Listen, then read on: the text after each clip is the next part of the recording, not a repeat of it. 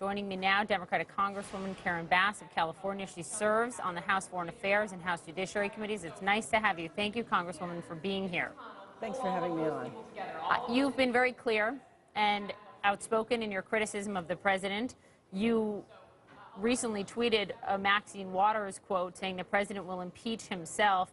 So now your fellow California Congressman Brad Sherman has formally put forth these articles of impeachment. But there are many in your own party who say, hold on, that's moving too fast. You know, don't go there yet. Do you support him in this move? Well, I also believe that we need to let the process work its way through. We need to see what the Mueller investigation is going to do. I understand the interest from my colleagues in wanting to put forward articles of impeachment, as well as putting forward legislation that calls for a vote of no confidence. We, in a lot of ways, are responding to our constituents who are definitely demanding that that happen, but I would prefer to let the process work. All right, so the president recently said in his interview with Reuters this: most of the phony politicians who are Democrats, who I watched over the last couple of days, most of those phonies act holier than thou. If the same thing happened to them, they would have taken the meeting in a heartbeat. For the record, would you have taken this meeting? Absolutely not. And not only would I have not taken the meeting, I would have run as far and as fast away from that as possible. But let me just tell you something.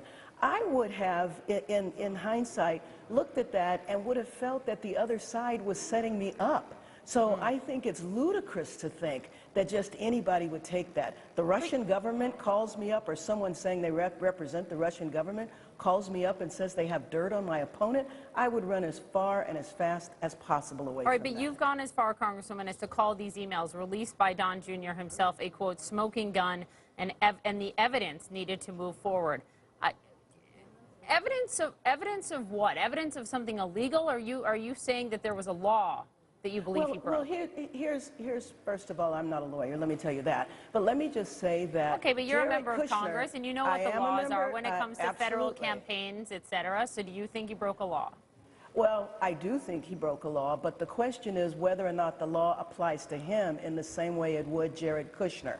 And so Jared Kushner has a security clearance that should be immediately revoked. So you can't look at these two in the exact same way. I don't think that it was something that he could get arrested for, but we'll see how this process works out, because I do believe that this, you know, right, drip, drip, drip of information.